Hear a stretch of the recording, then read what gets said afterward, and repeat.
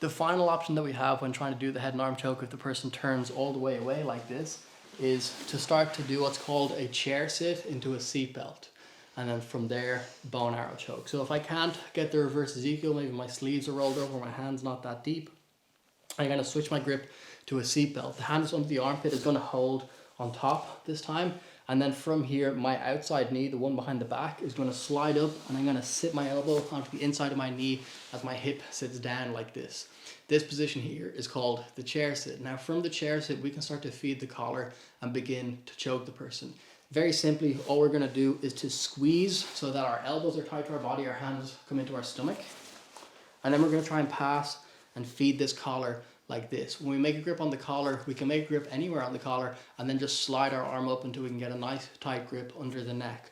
From here, far hand is gonna reach the bottom collar, and then I find that the easiest move to do when you already have the seatbelt with the chair sit and the two collars like this is called a sliding collar choke. So instead of going all the way to the bow and arrow, we can just pull the elbow back. So my elbow that's behind the shoulder, instead of pulling back like this, I can pull it down.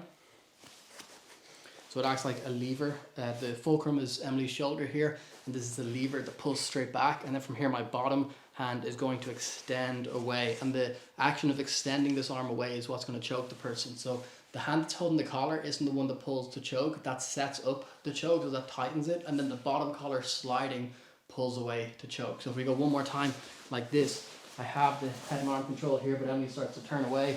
Okay, maybe my hand's too shallow to be able to grab my own sleeve and do the Ezekiel. I switch so that the hand is under the armpit. This one here that would have been holding the sleeve for the Ezekiel is actually going to hold my own hand here or hold my own wrist like this. I pull the arms in nice and tight to my body, elbows are close. My outside leg, the one that's behind the back, is going to slide up so that I can sit my elbow on the inside of the knee here, holding a nice tight seatbelt.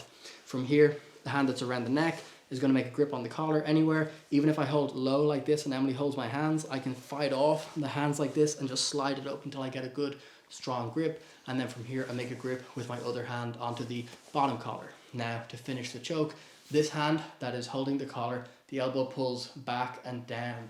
It's a lever on the back of the person's shoulder like this. Boom. Then from here, my bottom hand is going to extend away like I'm doing a tricep extension.